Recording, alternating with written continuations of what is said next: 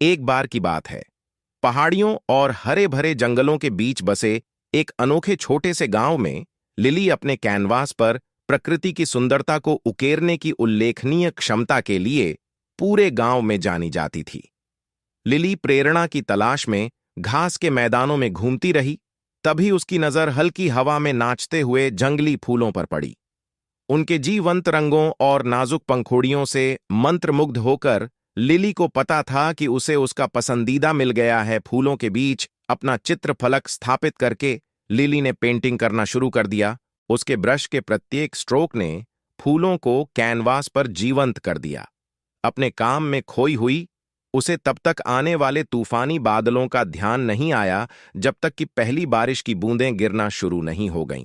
बेचैनी से लिली ने अपने पेंट और कैनवास इकट्ठा किए, लेकिन इससे पहले कि वह आश्रय ले पाती, आकाश खुल गया, जिससे वह और उसकी कलाकृति भीग गई।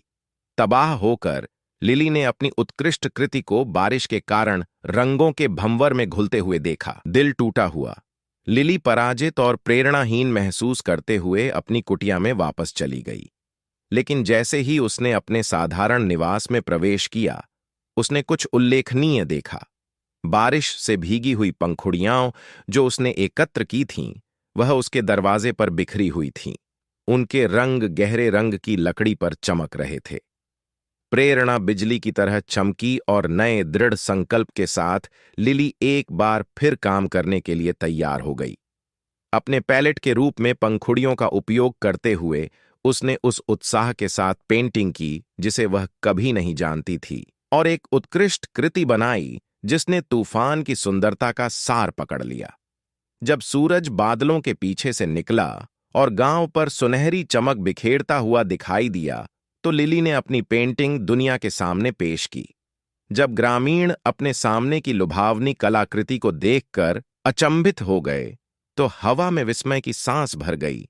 प्रत्येक कलाकृति प्रकृति की प्रेरणा की शक्ति का प्रमाण थी। उस दिन के बाद से लिली की पेंटिंग्स ने दूर दूर तक दीर्घाओं की शोभा बढ़ाई, लेकिन किसी में भी तूफानी दिन और मुट्ठी भर जंगली फूलों से पैदा हुई उत्कृष्ट कृति के समान जादू नहीं था। और जैसे जैसे उसने पेंटिंग करना जारी रखा, लिली को पता चला कि सच्ची प्रेरणा सबसे अप्रत्याशित स्थानों में मिल सकती है, यहां तक कि तूफान के बीच में भी।